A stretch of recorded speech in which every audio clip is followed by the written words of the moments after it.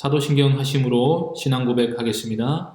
전능하사 천지를 만드신 하나님 아버지를 내가 믿사오며 그 외아들 우리 주 예수 그리스도를 믿사오니 이는 성령으로 잉태하사 동정녀 마리아에게 나시고 본디오 빌라도에게 고난을 받으사 십자가에 못 박혀 죽으시고 장사한 지 사흘 만에 죽은 자 가운데서 다시 살아나시며 하늘에 오르사 전능하신 하나님 우편에 앉아 계시다가 저리로서 산 자와 죽은 자를 심판하러 오시리라.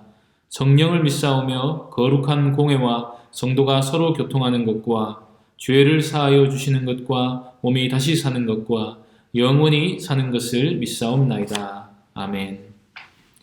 이 시간에 우리는 주의 백성이오니 함께 찬양합시다.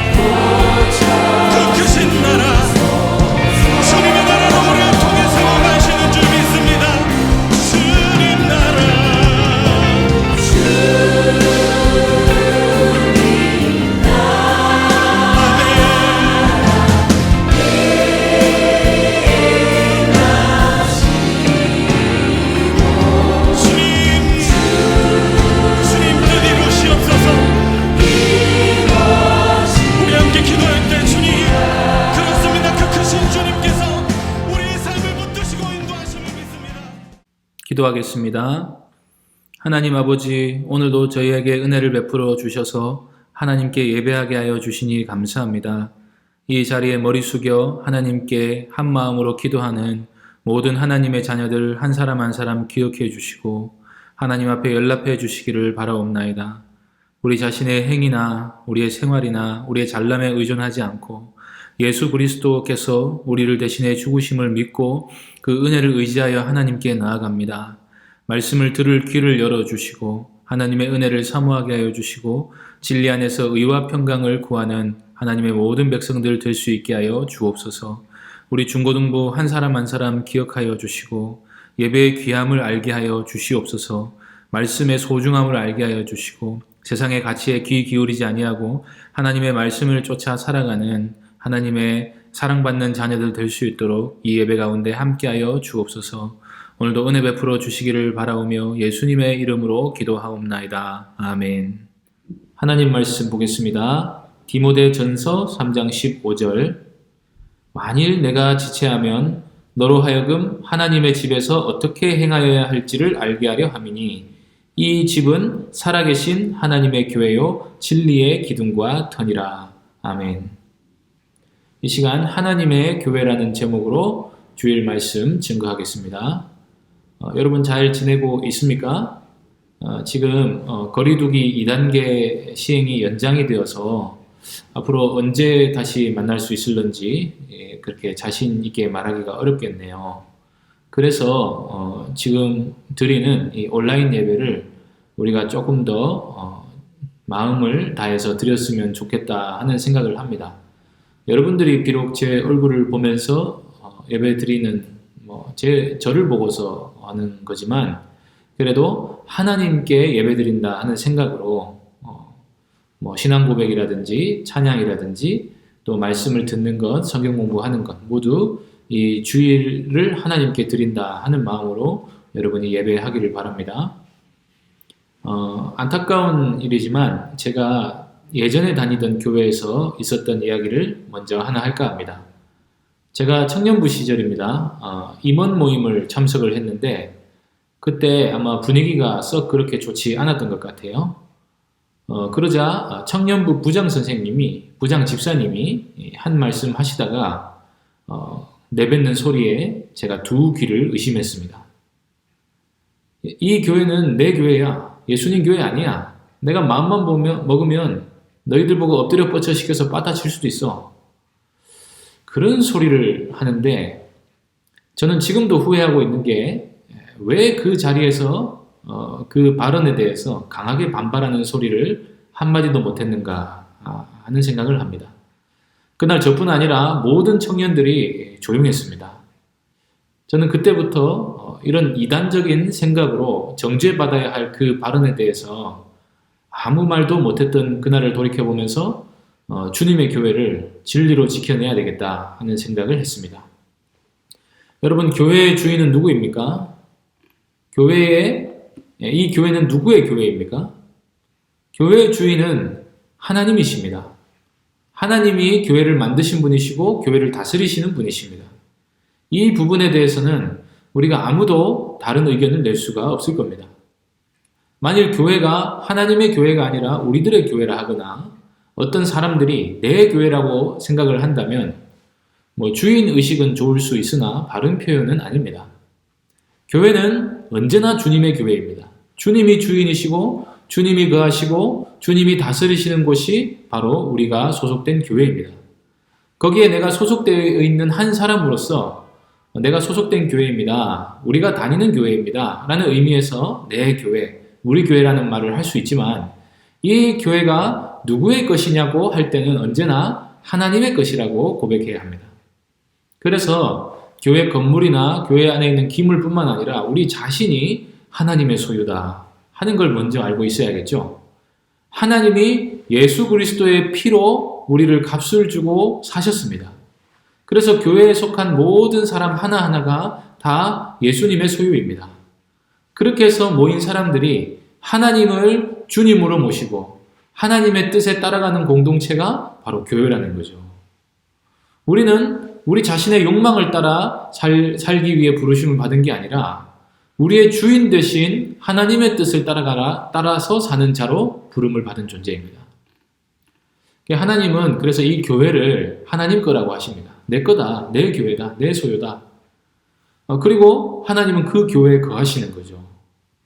교회는 하나님이 계시는, 하나님이 거하시는 거룩한 모임입니다. 그런데 이 교회가 하나님의 교회다 하는 인식이 점점 옅어져 가고 있는 것 같아서 많이 안타까운 마음이 있습니다. 하나님의 교회인데 그 안에서 하나님의 뜻을 따라 살려고 하기보다는 점점 교회 안에서 자신의 뜻을 펼치려는 사람들이 많습니다. 그것은 이 교회에 내가 많은 투자를 했다, 그리고 내가 많은 헌신과 봉사를 했다 하기 때문에 내가 교회의 주인이다 하는 의식이 은근히 있기 때문이죠. 그래서 교회에 많은 헌신을 한 사람일수록 교회에 많은 애착이 있고, 그래서 이 교회 안에서 하나님을 섬기는 것보다 자아를 실현해야 되겠다고 생각을 하는 사람들이 많은 겁니다. 저는 그래서 여러분들이 이 어렸을 때부터 우리가 소속된 교회가 어떤 곳인지 명확히 알고 섬기기를 바랍니다. 교회는 분명 하나님의 교회라고 본문에 적혀 있죠. 근데 어떤 이단이 하나님의 교회라는 간판을 붙이는 바람에 저도 하나님의 교회라고 말하면서도 이 말을 약간 주저하게 되는 걸 봤습니다. 그래서 일부러 제목을 하나님의 교회라고 한 거예요. 하나님의 교회 하면 이단이 먼저 연상된다는 건 너무나 안타까운 일이죠. 신천지도 마찬가지고요. 새 하늘과 새 땅이라는 아주 좋은 한자어인데 이제는 입에 올리지도 못하게 됐습니다. 최근에는 어떤 교회 때문에 교회가 사랑을 말하는 게 제일 혐오스러운 일이 되기로 했죠. 그래서 우리가 어떻게 믿고 어떻게 신앙생활을 해야 할지에 대해서 말할 때는 언제나 성경이 무엇을 말하는지를 자세히 보아야 됩니다. 어떤 이단이 하나님의 교회라는 말을 간판으로 썼다고 할지라도 하나님의 백성들이 모인 참된 교회는 여전히 하나님의 교회인 겁니다. 디모데전서는 사도 바울이 디모데에게 이 하나님의 교회를 어떻게 지도해 나가야 할 것인지를 디모데에게 가르쳐준 말씀입니다. 바울도 사역자고 디모데도 사역자니까 사역자가 사역자에게 쓴 편지입니다. 그래서 목회서신이라고 하는데 일단 목회서신이라고 알고 나면 여러분들이 별로 관심이 없어지죠. 목사님들한테나 해당되는 이야기지 나하고는 관계없다고 생각할 수 있습니다. 그런데 우리가 정말로 성경을 사랑하면요, 나와 관계 있든지 없든지 일단 말씀에 관심을 가지게 됩니다. 하나님이 교회에 어떤 관심을 가지고 사역자에게 무엇을 요구하셨는가 아는 것은 남 이야기가 아니죠. 내가 그 교회에 다니니까요. 만일 나에게 직접적으로 관계 있는 말씀만 찾으려고 한다면 구약 이스라엘 역사도 우리랑 별로 상관이 없습니다. 예수님이 내가 생존해 있을 때 다시 오실 게 아니라면 요한계시록도 심지어 우리랑 별로 상관이 없게 될 수도 있죠. 그래서 어떤 사람들은 복음과 성령의 역사 빼고는 성경에 별로 관심을 안 가지는 경우도 많이 있는데 그런 태도는 하나님을 바르게 경외하는 자세라고 볼 수 없습니다. 그래서 마음을 열고 관심을 기울이고 성경을 읽어보면 이 모든 말씀이 하나님이 우리에게 주신 말씀이라는 것을 알게 되죠. 레위기에는 제사장이 어떻게 처신해야 되는가 하는 규례가 있는데 우리는 제사장이 아니니까 별로 관계없을 것 같잖아요. 그런데 베드로전서 2장 9절에 보니까 우리를 보고 다 왕같은 제사장이라고 부릅니다. 우리가 다 하나님 앞에 이제 제사장과 같은 거룩한 삶을 살아야 한다는 것입니다. 관계가 없는 게 아니죠. 그리고 예수님이 우리랑 직접적으로 관계가 있으시잖아요. 예수님은 우리랑 관계가 있지 않습니까? 마찬가지로 예수님의 말씀을 전하는 사역자도 우리에게 직접적으로 관련이 있는 거고요. 그리고 그 사역자가 사역자에게 쓴 편지도 우리에게 직접적으로 관련이 있는 겁니다. 그래서 목회자뿐 아니라 여러분들도 디모데전서를 잘 알아야 하는 이유는 여기 있습니다. 디모데전서를 통해서 우리는 교회를 향해 품으신 하나님의 뜻이 무엇인지 알게 됩니다. 그리고 교회가 뭐 하는 곳인지 알게 되고 또 온 성도가 어떤 교회를 추구해야 되는지 알게 되고요. 또 그 교회 안에서 우리가 어떻게 생활을 해야 될 것인가를 알게 됩니다. 바울이 디모데에게 교인들을 이렇게 지도하라고 가르쳤잖아요. 그러면 디모데전서를 우리가 읽으면서 우리가 신앙생활을 어떻게 해야 되는지를 그냥 알게 되는 거죠. 바로 알게 되는 겁니다. 자, 그렇다면 교회는 어떤 곳입니까? 먼저 교회를 알아야 되겠죠. 교회는 하나님의 집이라고 합니다. 여기 보면 만일 내가 지체하면 너로 하여금 하나님의 집에서 어떻게 행해야 될지를 알게 하려고 한다. 교회를 하나님의 집이라고 하죠. 하나님이 사시는 집이다. 그런 뜻도 되지만 여기서 하나님의 집이라는 말은 교회는 하나님의 가족들이란 말입니다. 하나님이 이 집의 가장이 되시고요. 우리는 그 집안의 구성원들입니다. 가정에는 뭐가 있어야 되죠? 가정에는 냉장고랑 세탁기가 있어야 되죠. 그런 게 아니고 가정에는 아빠랑 엄마랑 자녀들이 있어야 되는 거 아닙니까? 더 큰 단위로 가면 할아버지, 할머니, 고모, 이모, 삼촌, 사촌, 우리가 가끔 보는 가족들까지도 우리가 한 가족이라고 보통 말합니다. 이모나 삼촌을 남이라고 말하는 사람이 없으니까요. 한 가족이라고 합니다. 이 가족을 이어주는 연결고리가 무엇입니까? 혈연이라는 점이죠. 혈연. 가장 가까운 피를 나눈 관계이기 때문에 우리가 마음에 안 든다고 해서 함부로 끊을 수 없다 해서 우리가 한 가족이라고 부릅니다. 그리고 그 중에서 무엇보다도 끊을 수 없는 관계가 바로 부모 자식 간의 관계인데요. 이모는 엄마의 자매이니까 우리가 소중히 여기는 것이고 사촌은 또 그 이모의 자녀이니까 우리가 가까운 형제처럼 느끼는 거죠. 그 정도만 되어도 우리가 혈연 관계 안에 집어넣잖아요. 그래서 이제 부모 자식 간의 관계는 그 혈연 관계 중의 관계고 가족 중의 가족이고요. 그런데 교회로 부르심을 받은 우리는 예수님의 피로 맺어진 혈연 관계입니다. 그래서 예수님의 피로 우리가 하나가 되었기 때문에 우리는 모두 그리스도 안에서 한 형제 자매인 거죠. 그런데 가정이 화목하려면 무엇보다도 사랑과 질서가 있어야 됩니다. 가정에는 질서가 있어야 돼요. 가정에는 분명히 위계 질서가 있습니다. 자녀가 부모 위에 있을 수가 없습니다. 동생이 형을 함부로 대하면 안 되는 거고요. 그런데 이런 질서만 있으면 회사나 군대가 됩니다. 그 위에, 그 질서 위에 가족만이 누릴 수 있고 보여줄 수 있는 사랑이 있어야 진짜 좋은 가정이라고 할 수 있죠. 그런데 우리가 이 땅에서 누리는 가정은 모형이고요. 실상은 하나님의 집 안에서 누리는 가족의 삶입니다. 하나님이 우리를 교회로 부르셨다는 것은 우리를 예수 그리스도 안에서 한 형제 자매로 부르셨다는 겁니다. 그리고 이것은 가정이기 때문에 그 교회 안에 여러 질서를 두시는 거죠. 그래서 서로를 사랑으로 섬기게 하시는 것입니다.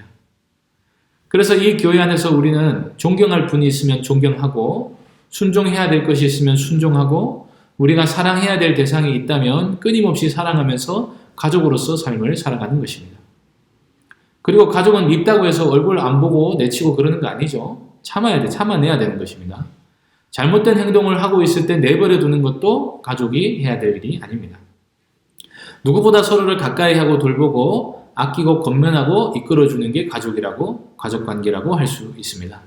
교회로 부르심을 받았다는 것은 이런 하나님의 집의 가족 구성원이 되었다는 것입니다. 그리고 두 번째로 교회는 진리의 기둥과 터라고 하죠. 15절 하반절 보면 이 집은 살아계신 하나님의 교회요 진리의 기둥과 터니라고 되어 있습니다. 그 진리라는 큰 집이 있다고 치고요. 교회는 그 진리라는 집의 기둥과 터라고 합니다. 기둥은 건물을 떠받치는 역할을 하죠.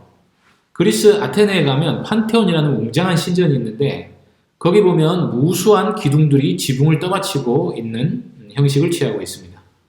그런 집은 아예 기둥이 그 집 자체죠. 이 기둥은 그리고 멀리서 봐도 사람들에게 잘 보입니다. 그리고 교회는 진리의 터라고 그러는데 터는 건물의 기초를 말하는 겁니다. 터가 없으면 집 자체를 세울 수가 없지요. 마찬가지로 교회가 없으면 진리를 세울 수가 없습니다. 그렇다면 교회가 진리의 기둥과 터라 하는 이 말의 구체적인 뜻이 무엇입니까? 교회는 진리를 기초로 하고 진리로 세워지고 진리를 드높이고 진리를 간직하고 진리를 수호하고 진리를 전파하는 기관이다. 그런 뜻입니다. 이 진리가 무엇이냐 할 때 이 진리는 넓게 보면 하나님의 진리를 말하는데요. 하나님의 진리는 온 세상에 충만한 진리를 말하죠. 제일 큰 목소리는 하나님이 천지를 창조하셨다 하는 이런 진리가 있고요. 좀 좁게 보면 성경 진리 혹은 복음 진리를 말합니다. 여러분 교회가 있기 전에 진리가 먼저 있었습니다. 사도행전 2장에 보면 교회가 최초로 세워지는 장면이 나오는데 교회가 어떻게 시작됐습니까?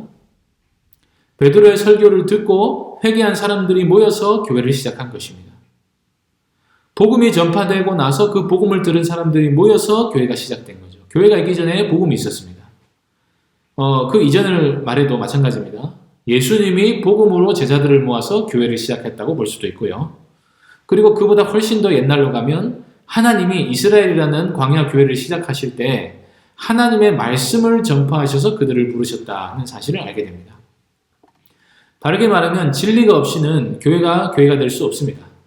그래서 교회는 끊임없이 성경에 게시된 진리를 선포하고 진리가 아닌 거짓 정보로부터 교회를 지켜내고 진리를 거슬러 말하는 자들을 견책하고 진리를 따르지 않는 행실을 경계하고 끊임없이 마음속에 있는 거짓된 사상들을 몰아내고 마음과 생각을 진리로 가득 채우기 위해서 항상 말씀을 배우는 것이 바로 교회인 거죠.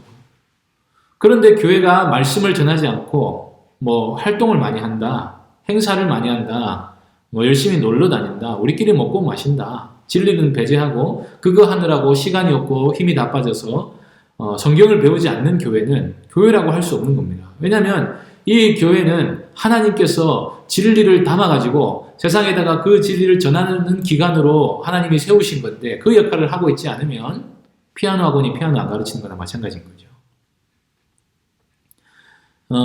그래서 교회는 말씀으로 충만한 곳이 되어야 합니다. 무엇보다도 교회를 교회답게 하는 복음으로 교회를 충만하게 해야 됩니다. 이 진리에 관심이 없는 사람은 교회가 하나님의 교회인지 모르는 거예요. 자기 교회인 줄 아는 거예요. 그 자기 교회인 줄 알고 교회 안에서 자기 마음대로 해버립니다. 수 틀리면, 기분 나쁘면, 짜증나면, 삐지면 교회 안 나고 협박하거나 이익을 위해 다투거나 자존심 때문에 여러 사람 불편하게 하거나 자리 하나 얻거나 교회 좀 오래 다녔다 싶으면 다른 사람들을 위해 서려하거나 하는 게 다 교회를 하나님의 교회가 아니라 내 교회라고 생각하기 때문에 오는 생각인 거죠. 그게 다 교회가 무엇인지 진리가 무엇인지 복음이 무엇인지 제대로 알지 못하기 때문에 생기는 현상입니다. 내가 믿고 싶은 대로 내가 좋은 대로 예배하고 섬기고 내 취향에 맞게 교회를 변형시키고 하는 일이 다 진리를 따르지 않아서 생기는 일인 거죠. 이런 생각이 집단적으로 일어나거나 사역자가 하나님을 기쁘시게 하려고 하지 않고 사람을 기쁘게 하려고 하면 교회 전체가 주님의 교회가 아니라 인간들의 교회가 되고 마는 것입니다. 예를 들어 가지고 예배하는 방식에서 마찬가지예요. 하나님께서는 예배할 때 나를 이렇게 예배하라고 가르치신 게 있습니다. 그래서 우리가 지금의 형식대로 예배를 드리는 거거든요. 예수 그리스도 안에서 우리의 신앙을 고백하고 우리를 대신에 희생제물이 되신 예수님을 믿음으로 하나님께 나와 죄를 고백하고요. 그리고 하나님의 진리로 우리의 마음을 가득 채우는 것 자체, 말씀을 듣는 것 자체가 가장 귀중한 예배가 되기 때문에 말씀을 듣고 그리고 그에 대한 반응으로 하나님을 찬양하고 이런 방식으로 예배 드리는 건데 그 중에서 자기가 좋아하는 것만 쏙 빼가지고 내가 좋아하는 식으로만 예배를 드리겠다 하면 주님이 원하시는 방식대로 교회를 세워나가는 게 아니게 되는 겁니다. 그래서 성경을 바르게 알아야 하나님의 교회에서 바르게 우리가 처신하고 예배할 수가 있는 거죠. 그래서 바울은 디모데에게 이 교회 안에서 끊임없이 복음을 망가뜨리는 잘못된 교훈을 가르치지 못하게 하라고 명합니다. 신비주의나 율법주의나 세속주의, 신사도주의, 사람들을 성경에서 떠나게 하는 모든 가르침들을 교회는 경계해야 됩니다. 어떤 경우는 복음을 가장해가지고요. 복음이 아닌데 복음인 것처럼 위장해서 사람들에게 침투하는 것도 많이 있습니다. 사람들에게 위로를 준답시고 상담 기법을 도입하거나 아니면 MBTI 같은 심리 검사를 도입해가지고 사람들의 어떤 성향을 파악하고 그들의 은사에 맞게 교회를 섬기게 한다. 마치 복음처럼 가장해가지고 뭔가 좋은 것처럼 가장해서 교회 침투에 들어오는데 그런 게 사람을 살릴 수 있는 생명이 되는 게 전혀 아니죠. 그런 거 하느라고 복음을 가르치지 못해서 교회가 교회답게 세워져 나가지 못하는 겁니다. 이거 말고도 많지만은 여러분들 무엇보다도 교회는 다른 가르침들을 경계하고 복음을 항상 바르게 가르치는 공동체가 되어야 합니다. 교회는 모였다 하면 말씀을 듣는 공동체가 되어야 됩니다. 우리 중고등부가 제일 열심히 한다는 건 아니지만 그래도 우리가 나름대로 말씀을 열심히 가르치고 배우려고 하고 있고 여러분들도 뭐 열심히 따라주고 하니까 앞으로도 더 잘 따라주고 또 제가 여유가 생기고 한다면 더욱더 말씀을 열심히 가르치는 장을 만들려고 합니다. 그래서 지금 우리가 코로나 사태로 잠시 위축되었지만 교회가 진리의 기둥과 터다 하는 사실을 항상 인식하고 기억하고요. 말씀으로 교회를 바르게 세워나가는 교회가 되도록 한마음으로 임했으면 좋겠습니다. 오늘날은 교회가 뭔지 혼란스러운 시대입니다. 신자들이 교회의 역할에 대해서 오해하고 있고 교회 안에서 어떻게 생활해야 되는지 잘 몰라서 많은 비판을 받고 있습니다. 교회는 잡다한 가르침을 전하거나 세상 지혜를 전하거나 같은 성향을 가진 사람들이 모여서 어떤 특정한 사회운동을 하거나 하는 곳이 아니라 하나님의 집입니다. 그리고 진리의 전초기지입니다. 우리는 그래서 교회를 진리와 사랑의 공동체라고 말하는 것입니다. 여러분 앞으로 올 세대의 교회를 책임져야 될 인물들 아닙니까? 그러니까 더욱 이 교회가 어떤 공동체인지를 잘 이해해서 건강하고 바른 공동체를, 바른 교회를 여러분들이 세워나갈 수 있기를 바랍니다. 지금부터 잘 말씀을 따라서 열심히 공부하고 성경을 배우고 복음 안에 있으려고 하면요. 여러분이 그 일을 감당할 수 있을 겁니다. 우리가 그래서 서로 사랑하고 진리를 수호하면 그때 비로소 세상의 빛으로서의 사명도 감당할 수 있을 겁니다. 현 시점이 상당히 좀 좋지 않다는 걸, 분위기가 좋지 않다는 것을 누구나 알죠. 여러분들이 그 가운데서 교회가 교회다운 모습을 어떻게 회복돼야 될 것이냐 할 때에 이런저런 의견을 낼 것이 아니라 말씀으로 돌아가야 돼요. 우리는 복음을 열심히 가르치고 전하는 공동체가 되면 됩니다. 그러면 하나님께서 우리를 멋진 교회로 만들어 주실 것입니다. 기도하겠습니다. 하나님 아버지, 저희를 교회로 부르셔서 이 교회 안에서 하나님의 가족 구성원으로서의 온갖 은택을 누리게 해주시고 또 이 교회 안에서 또 어떻게 생활할지에 대해서 또 알려주셔서 우리가 하나님의 뜻을 따라 바르게 행할 수 있게 하여 주심도 감사합니다. 말씀에서 떠나 우리가 하나님의 교회에서 바른 행실을 하며 바른 가르침을 또 전하며 배우고 듣는 일에 게으른 일이 없도록 주님 인도하여 주시고 우리가 하나님의 말씀을 항상 바르게 쫓아서 교회를 교회답게 세워나가는 그런 거룩한 역사를 늘 이루어나가게 하여 주옵소서. 우리 자녀들 한 주간도 지켜주시고 은혜 가운데 강건하게 하여 주옵소서. 예수님의 이름으로 기도하옵나이다. 아멘. 주기도문으로 예배 마치겠습니다. 하늘에 계신 우리 아버지여, 이름이 거룩히 여김을 받으시오며 나라의 임하옵시며 뜻이 하늘에서 이룬 것 같이 땅에서도 이루어지이다. 오늘날 우리에게 일용할 양식을 주옵시고 우리가 우리에게 죄 지은 자를 사하여 준 것 같이 우리 죄를 사하여 주옵시고 우리를 시험에 들게 하지 마옵시고 다만 악에서 구하옵소서. 대개 나라와 권세와 영광이 아버지께 영원히 있사옵나이다. 아멘. 자, 이 시간에는 성경 공부를 하도록 하겠습니다. 제가 목요일에 카톡으로 그 성경 공부 예습 자료를 보내드렸죠. 지금 녹화하는 시점에서는 선생님들을 제외하고 학생들은 한 명도 내질 않았습니다. 오늘 이 영상을 보고 예배드리는 친구들은 다음 주에 성경 공부 자료가 나가면 예습을 꼭 해왔으면 좋겠습니다. 그렇게 해야 되는 이유는 내가 말씀을 더 잘 익히기 위해서 그런 거죠. 물론 그게 안 되면 이 시간에라도 함께 집중해서 말씀을 듣는 것도 좋습니다. 오늘은 디모데 후서를 보겠습니다. 전체 주제는 복음과 함께 고난을 받으라. 사도 바울이 디모데에게 복음과 함께 고난을 받으라고 한 것이고요. 디모데 후서 4장 7절을 보면 바울이 이렇게 말합니다. 나는 선한 싸움을 싸우고 나의 달려갈 길을 마치고 믿음을 지켰으니. 나의 달려갈 길을 마쳤다고 그러죠. 사도 바울이 이제 자기 사명이 끝나간다 하는 생각을 한 겁니다. 그래서 디모데에게 유언을 하려고 이 편지를 쓴 거고요. 바울이 지금 감옥에 갇혀 있는데 이 감옥은 그 사도행전 28장에 나오는 감옥하고는 완전히 다릅니다. 사도행전 28장에서는 가택연금 상태였고 오는 사람들을 자유롭게 영접하고 얼마든지 대화할 수 있었는데 이 감옥은 사형수들이 들어가는 진짜 감옥이에요. 차가운 돌을 쪼개가지고 그 안에 감옥을 만들었는데 아주 무시무시한 감옥이었다고 합니다. 그리고 디모데 후서를 쓸 당시에 아마 겨울이 다가오고 있었던 모양이에요. 이불 하나 주지 않고 그 차가운 돌바닥에서 쇠사슬에 매여 있는데 얼마나 바울이 추웠겠습니까? 그래서 나중에 보면 디모데에게 그 겉옷을 좀 가지고 오너라, 이불을 좀 가지고 오너라 그런 부탁도 하거든요. 이런 무시무시한 감옥에 어떻게 해서 갇히게 되었느냐? 여러분 그 네로 황제 알죠? 로마에서 폭군 황제하면 네로, 그러니까 네로가 폭군의 대명사인데 실제로 그렇게 다른 황제보다 더 뛰어나게 잔인하고 폭력적이어서 폭군이 된 게 아니라 이 기독교 박해를 이제 시작한 인물입니다.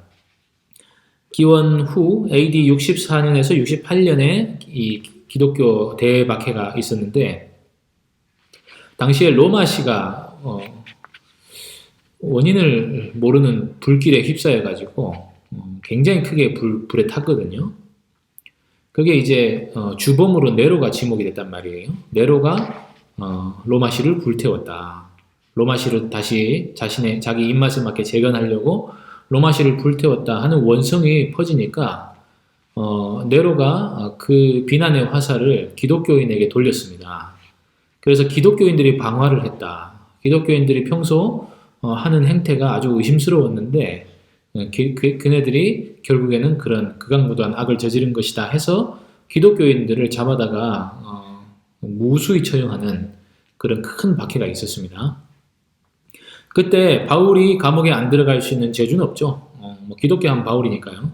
그래서 바울도 로마 감옥에 잡혀 들어가게 됐습니다. 이 감옥에서는 이 마메틴 감옥이라고 하고 이 감옥은 살아서 나갈 수 있다는 소망이 없는 감옥이었어요.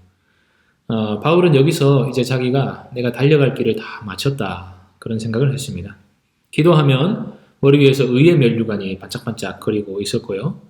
사모하던 예수님을 만나게 된다 하는 생각에 마음이 크게 부풀어 오르게 됐을 겁니다. 그런데 그러면서 바울에게 근심거리가 생겼죠. 내가 뭐 예수님 만나러 가는 건 좋지만 남겨진 교회는 어떻게 될 것인가? 에베소에 디모데를 남겨놨는데 디모데가 사역을 어떻게 앞으로 잘 하게 될 건가 하는 생각에 디모데에게 이 편지를 쓰면서 좀 오라고 합니다.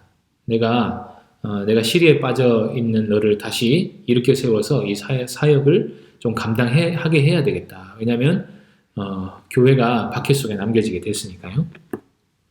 그래서 이 내용도 전하고 디모데의 얼굴 보고 얘기 좀 하려고 디모데에게 오라 하는 내용입니다. 자, 그러면 사도 바울이 하늘나라로 가기 전에 교회에 마지막으로 하고 싶은 권면이 무엇일까 하는 생각하면서 우리 디모데후서를 들어가도록 하겠습니다.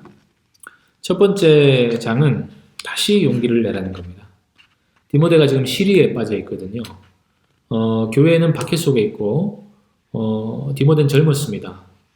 그리고 이 에베소 교회라는 워낙 큰 교회를 담당하고 있다 보니까 원래 바울이 하던 거를 자기가 바톤 터치해서 받아가지고 하는데 이 교회를 이렇게 사역하다 보니까 마음의 부담이 너무 많이 된 거예요. 그래서 사역의 용기를 잃고 시리에 빠져 있어서 은사도 제대로 발휘되지 못하고 있는 상황이었습니다. 그래서 바울은 디모데를 격려하고 용기를 주기 위해서 몇 마디를 하면서 시작합니다. 첫 번째, 디모데 속에 있는 믿음은 어떤 믿음이었습니까? 1장 5절을 보면요. 이는 내 속에 거짓이 없는 믿음이 있음을 생각함이라. 이 믿음은 먼저 내 외조모 로이스와 내 어머니 유니게 속에 있더니 내 속에도 있는 줄을 확신하노라. 되어 있죠. 자, 디모데 속에 거짓이 없는 믿음이 있다. 이 말이 무슨 말이겠습니까? 사역자가 낙심을 하면요, 내게 믿음이 있긴 있는가 그런 생각이 들거든요. 그 바울이 말하는 거예요. 너에게 믿음이 있다. 거짓이 없는 진짜 참 믿음이 있다. 그러면 그 믿음이 있기 때문에 사역을 할 수 있다. 그 말을 하는 겁니다. 하나님이 주신 믿음이 있으면 할 수 있습니다. 왜냐하면 그 믿음은 내가 가진 게 아니고 하나님이 주신 믿음이니까요. 이게 진짜 믿음이면 복음을 사랑하고 사모하고 그 복음 안에 거하게 되죠. 그러면 복음을 전파하는 사명도 감당할 수 있는 겁니다. 사역자에게 있어서 가장 첫 번째로 요구되는 자격 조건이 뭐냐면 믿음이 있어야 되는 거예요. 여러분 믿음 없는 사역자 만나본 적 있습니까? 저는 만나봤습니다. 믿음이 없으면 그 사역자는 사역을 하지 말아야 돼요. 믿음이 없는데 어떻게 사람들을 복음으로 이끌겠습니까? 그러니까 믿음이 없으니까 다른 복음을, 거짓 복음을 자꾸 가르치는 거죠. 그래서 디모데에게 거짓 없는 믿음이 있으니까 사역자로서의 직무를 감당할 수 있다 하는 말을 하고 있습니다. 두 번째, 디모데에게는 하나님이 주신 은사가 있었습니다. 사역을 하려면 은사가 있어야 되거든요. 말씀을 잘 가르치는 은사, 말씀을 잘 이해하는 은사, 그런 게 있어야 되거든요. 그리고 교회를 돌볼 수 있도록 하나님이 주신 여러 은사들이 있습니다. 그런데 디모데가 용기를 잃고 이 은사들을 제대로 사용하지 못하고 있습니다. 그럼 은사가 죽는 이유는 무엇이겠습니까? 1장 6절 7절 그러므로 내가 나의 안수함으로 내 속에 있는 하나님의 은사를 다시 부릴 듯하게 하기 위하여 너로 생각하게 하노니 하나님이 우리에게 주신 것은 두려워하는 마음이 아니요 오직 능력과 사랑과 절제하는 마음이다. 보면은 은사를 안수를 해가지고 은사를 다시 속에서 부릴 듯하게 하고 싶다 하는 말을 하는데 하나님이 우리에게 주시는 마음은 두려워하는 마음이 아니라 그러죠. 디모데에게 두려워하는 마음이 있었던 거예요. 이 두려워하는 마음은 소심한 마음인데 자기가 내가 일을 할 수 있을까? 확신을 잃은 상태인 거예요. 그래서 내가 여기에 용기를 줄게. 내 속에 있는 은사를 쪽에 좀 다시 회복할 필요가 있겠다 하면서 두려워하지 말라고 얘기하는 거예요. 내가 할 수 없다. 하나님이 은사를 주시고 할 수 있다고 얘기했는데 난 할 수 없다. 그럼 할 수 없는 거죠. 그게 아니라 두려워하는 마음을 가지지 마라 라고 얘기하는 겁니다. 왜냐하면 사역을 해야 되니까요. 세 번째, 그러면 하나님이 우리를 부르시고 사명을 맡기실 때에 우리의 행위를 보십니까? 전적인 은혜로 하십니까? 성경 안 봐도 전적인 은혜로 한다는 답을 요구하고 있다는 걸 알겠죠? 1장 9절 봅시다. 하나님이 우리를 구원하사 거룩하신 소명으로 부르심은 우리의 행위대로 하심이 아니요 오직 자기의 뜻과 영원 전부터 그리스도 예수 안에서 우리에게 주신 은혜대로 하심이라. 하나님이 우리를 부르실 때 행위를 보고 부르셨나? 아니다. 은혜로 부르신 거 아니냐. 그럼 하나님이 너를 사역자로 부르실 때 네가 잘나서 부르셨냐?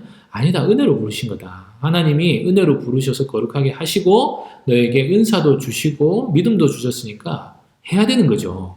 해야 되는 겁니다. 근데 사명을 따라서 뭔가 사역을 열심히 하다가 낙심하는 이유는 내가 그만큼 잘나서, 내가 착해서, 내가 능력이 있어서 부르심을 받았다. 그런 생각이 은근히 깔려있기 때문이거든요. 근데 실제로 부딪혀보면 내가 별로 대단한 사람이 아니라고 느끼게 돼요. 그래서 하나님이 우리를 은혜로 부르신 것이다. 나는 죄인에 불과했다 하는 사실을 먼저 아는 게 중요합니다. 이 사실을 믿으면 다시 용기를 낼 수 있는 거죠. 디모데는 몇 가지 약점이 있었어요. 먼저 디모데는 너무 젊었습니다. 젊었는데 참 잘 세워진 교회를 이끌어 나가야 되는 어려움이 있었어요. 그리고 디모데는 약했습니다. 마음이 좀 소심했고요. 금방 이렇게 낙심할 내성적이라서 금방 이렇게 누가 뭐라 하면 상처도 잘 받고 그리고 체력도 약했던 걸로 보입니다. 건강이 조금 좋지 않았던 걸로 보이고요.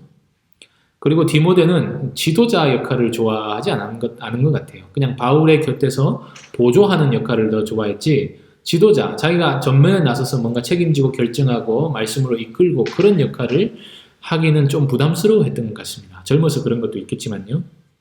그런데 나는 이렇게 못한다. 나는 이런 단점이 많다. 그런 생각을 할 때에 사람들이 용기를 쉽게 잃어버릴 수 있죠.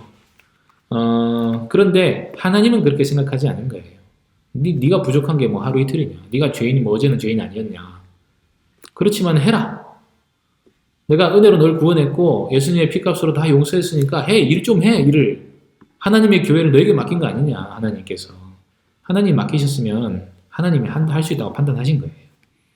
여러분들에게 하나님 맡기신 일이 있습니까? 꼭 찾아야 됩니다. 꼭 사역자가 아니더라도 하나님이 그의 백성들의, 그의 자녀들에게 어떤 일을 맡기지 않는 경우는 없어요. 그래서 10대, 20대 시절에 가장 첫 번째로 해야 될 일은 하나님이 내 일생을 사는 동안 내게 무엇을 맡기셨는가를 찾는 거예요. 그러면은 그 하나님께서 나는 이런 일을 하라고 부르셨나 보다. 나는 이 일을 하는 게 내 사명인가 보다. 하면서 살다 보면은요, 낙심을 할 때가 있거든요. 에이, 무슨 뭐 사명은 무슨 하면서 그냥 밥이나 벌어먹고 나중에 뭐 그 대학교 들어가가지고 졸업해가지고 취직해서 돈이나 벌고 그렇게 뭐 조금 즐겁게 살아야지 사명은 무슨 막 그런 생각이 들 때가 있거든요. 낙심되고 더 높은 곳을 향하여 가지 못하고 그럴 때 기억해야 됩니다. 하나님께서 여러분에게 사명을 왜 주셨습니까? 할 수 있기 때문에 주신 거예요. 해야 되기 때문에 주신 거고 하나님이 도와주시기 때문에 함께 하시기 때문에 주신 겁니다.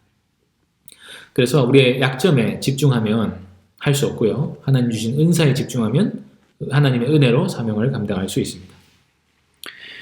두 번째 장입니다. 하나님께 너 자신을 드리라고 바울이 명하고 있습니다. 이런 어려운 현실 속에서 디모데가 여전히 해야 될 중요한 일이 무엇일까요? 2장 1절 2절 보세요. 내 아들아 그러므로 너는 그리스도 예수 안에 있는 은혜 가운데서 강하고 또 내가 많은 증인 앞에서 내게 들은 바를 충성된 사람에게 부탁하라. 그들이 또 다른 사람들을 가르칠 수 있으리라. 자, 많은 증인 앞에서 내게 들은 바, 복음이죠. 이 복음을 충성된 사람들에게 부탁해라. 충성된 사람들이 신실한 사람들이고 신실한 사람들이 믿는 사람들이죠. 진짜 하나님의 복음을 듣고 믿을 사람들, 그래 그 사람들에게 이 복음을 다시 부탁해라. 들려주고 맡겨라. 그러면 그 사람들이 또 제자를 만들 거다. 바울이 디모데를 제자로 삼은 것처럼 디모데도 제자를 만들어야 됩니다. 그리고 그 오늘날까지도 계속되죠. 제가 여러분들을 제자로 삼으려고 하고 있습니다. 복음을 전하고 있습니다. 여러분들이 충성된 사람이었으면 좋겠습니다. 그래서 말씀을 부탁하려고 합니다. 그럼 여러분들이 이 말씀을 잘 배워서 또 다른 사람들을 가르치는 역할을 감당해야 됩니다. 그렇게 말씀이 전수되어 내려오는 곳이 교회인 거예요. 그리고 14절, 2장 14절 보세요. 너는 그들로 이 일을 기억하게 하여 말다툼을 하지 말라고 하나님 앞에서 엄히 명하라. 이는 유익이 하나도 없고 도리어 듣는 자들을 망하게 하려 함이라. 너는 진리의 말씀을 옳게 분별하며 부끄러울 것이 없는 일꾼으로 인정된 자로 자신을 하나님께 드리기를 힘쓰라. 진리의 말씀을 옳게 분별해가지고 가르치는 일. 맨날 똑같죠? 복음을 충성된 사람에게 부탁하는 일, 진리의 말씀을 옳게 분별해서 가르치는 일. 그리고 잘못된 가르침을 경계해야 됩니다. 5번 넘어갑시다. 바울은 디모데에게 세 가지 직업을 예로 들어서 사역자의 모습이 어떠해야 되는지를 말해줬죠. 내용을 한번 정리해 보겠습니다. 2장 4절 보세요. 병사로 복무하는 자는 자기 생활에 얽매이는 자가 하나도 없나니 이는 병사로 모집한 자를 기쁘게 하려 함이라. 사역자는 군인과 같다는 얘기를 하고 있습니다. 군인은 자기를 부른 국가에 충성하는 존재죠. 그건 오늘날 말이고 왕정시대 같으면 왕에게 충성하는 겁니다. 군인이 사생활에 매여서 군생활을 벗어나는 일이 없는 것처럼 사역자도 자기를 위해서가 아니라 자기를 부르신 자를 기쁘게 하는 존재로 부름을 받는 겁니다.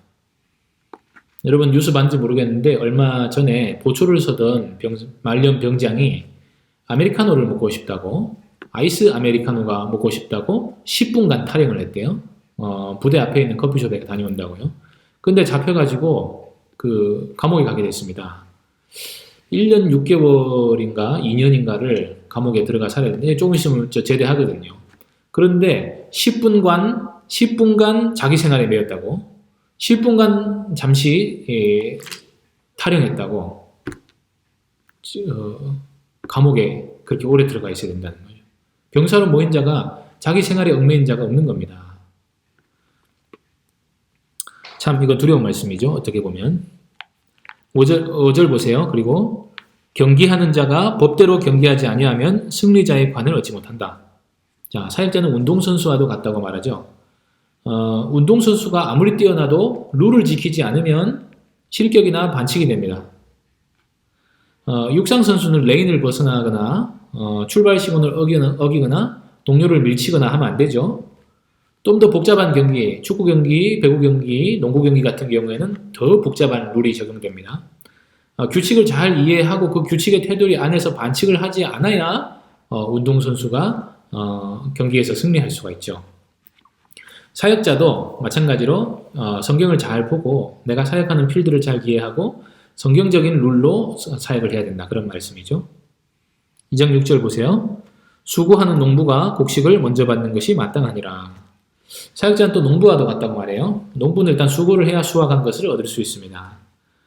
내가 어떤 열매를 얻고 싶다. 그럼 수고를 해야 돼요. 근데 열매를 얻고 싶은데 수고를 안 한다. 그거는 농부의 자격이 없죠. 그래서 열매를 바라는 농부가 수고하는 것처럼 회심이라는 열매를 사람들이 얻게 하고 싶으면 부지런히 말씀을 전하는 사역을 해야 됩니다. 그러면 그 열매를 수고하는 농부가 먼저 받는 것처럼 받게 되는 거죠. 6번째 봅시다. 디모데는 바울처럼 위대한 사역자는 아닐 수 있습니다. 디모데 스스로 나는 바울처럼 사역하기 어렵겠다. 그렇게 자책을 했을 수도 있어요. 저도 그런 경우 있거든요. 저 존경하는 목사님들 몇 분 있는데 저런 분들처럼 되고 싶은 마음이 너무 컸습니다. 전도사 시절에 내가 노력해서 저분처럼 돼야지. 그런데 현실은 내가 생각보다 많이 부족한 사람이다 하는 것을 많이 느끼고 있습니다. 그러면 그런 사역자에게 해줄 수 있는 말이 무엇이겠는가? 바울의 말을 들어볼게요. 20절에서 22절, 2장 20절에서 22절. 큰 집에는 금그릇뿐 아니라 금그릇과 은그릇뿐 아니라 나무그릇과 질그릇도 있어 귀하게 쓰는 것도 있고 천하게 쓰는 것도 있나니 그러므로 누구든지 이런 것에서 자기를 깨끗하게 하면 귀히 쓰는 그릇이 되어 거룩하고 주인의 쓰심에 합당하며 모든 선한 일에 준비함이 되리라. 또한 너는 청년의 정욕을 피하고 주를 깨끗한 마음으로 부르는 자들과 함께 의와 믿음과 사랑과 화평을 따르라. 자, 큰 집에는 많은 그릇이 있습니다. 귀한 그릇도 있고 아무렇게나 함부로 쓰는 그릇도 있고 한 번 쓰고 버리는 그릇도 있고 다양한 그릇들이 있는데 그릇들이 쓰임받기 위해서 가장 중요한 요건은 깨끗해야 된다는 거죠. 금그릇이라도 더러우면 쓸 수가 없습니다. 디모데 역시도 하나님의 말씀을 담아서 교인들에게 전하는 어떤 그릇이죠. 그럴 때 자신이 어떤 퀄리티의 그릇인가를 살피기 전에 깨끗한 그릇인가를 먼저 살펴야 한다는 겁니다. 그래야 쓰임을 받는 거죠. 크든 작든 간에.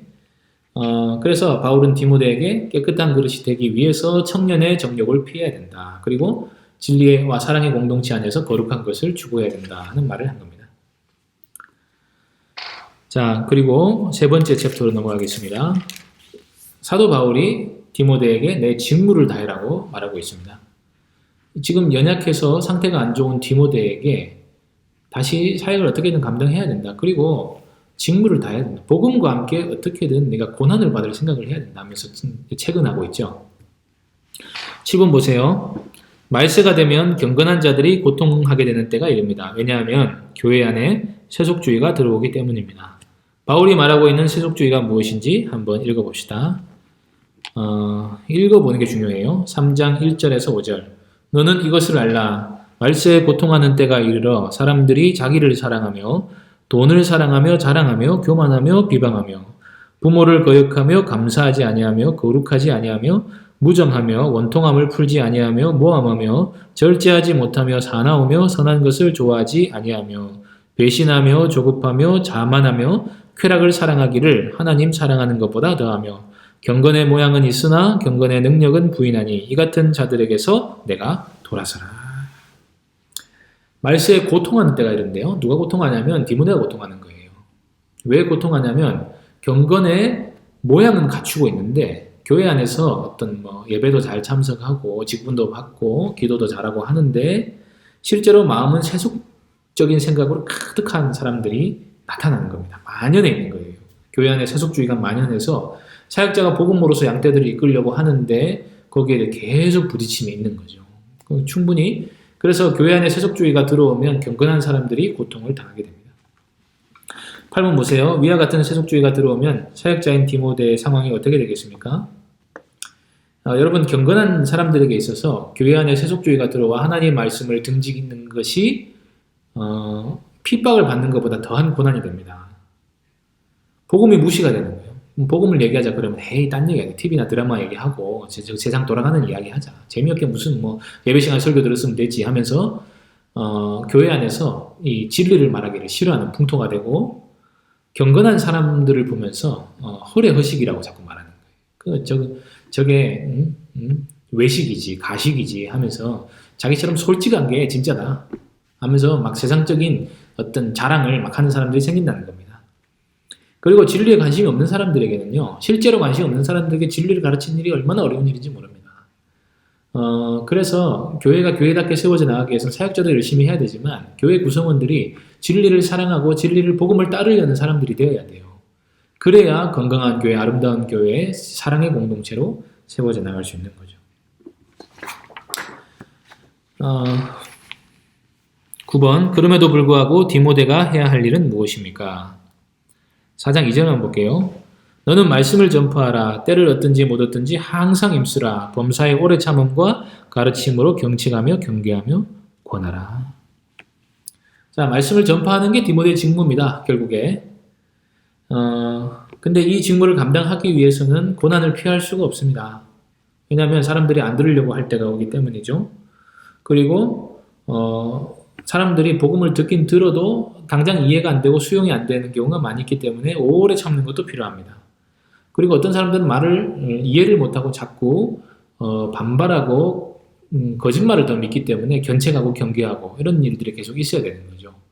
그래서 말씀을 연구하고 자신을 이 죄의 유혹으로부터 분리시키고 그리고 이것들을 말씀을 들으려고 하지 않는 사람들에게 부지런히 가르치고 세속주의를 경계하는 일 자체가 고난이 됩니다. 디모데에게. 여러분들이 경건한 삶을 살려고 하고 주변 사람들과 성경 말씀을 나누고 한번 신앙적인 대화를 하려고 해보세요. 고난을 겪게 됩니다. 고난을.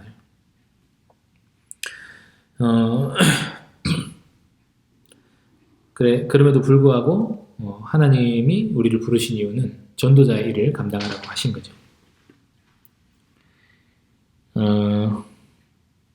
10번 마지막으로 디모데가 이 직무를 잘하기 위해서 항상 가까이 해야 할 것이 무엇입니까?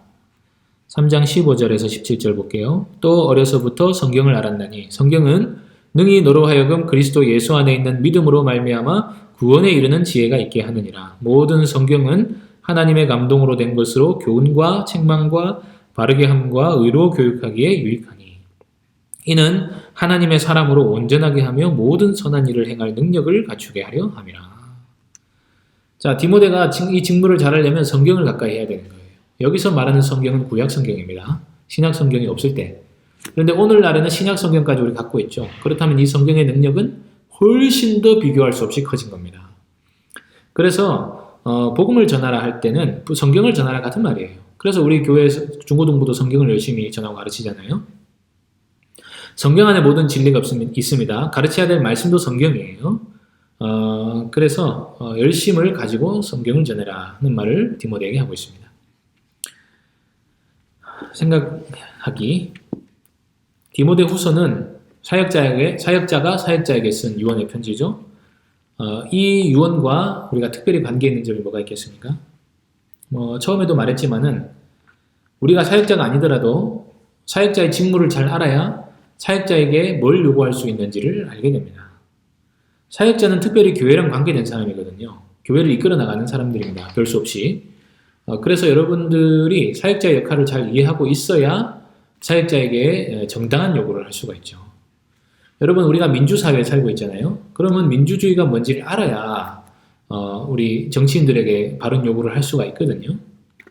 마찬가지로 교회가 무엇인지 잘 알아야 그 교회가 어떤 곳인지 진리가 무엇인지를 알아야 사역자에게 바른 요구를 할 수 있고 또 우리 역시도 교회를 교회답게 세워 나갈 수 있게 됩니다.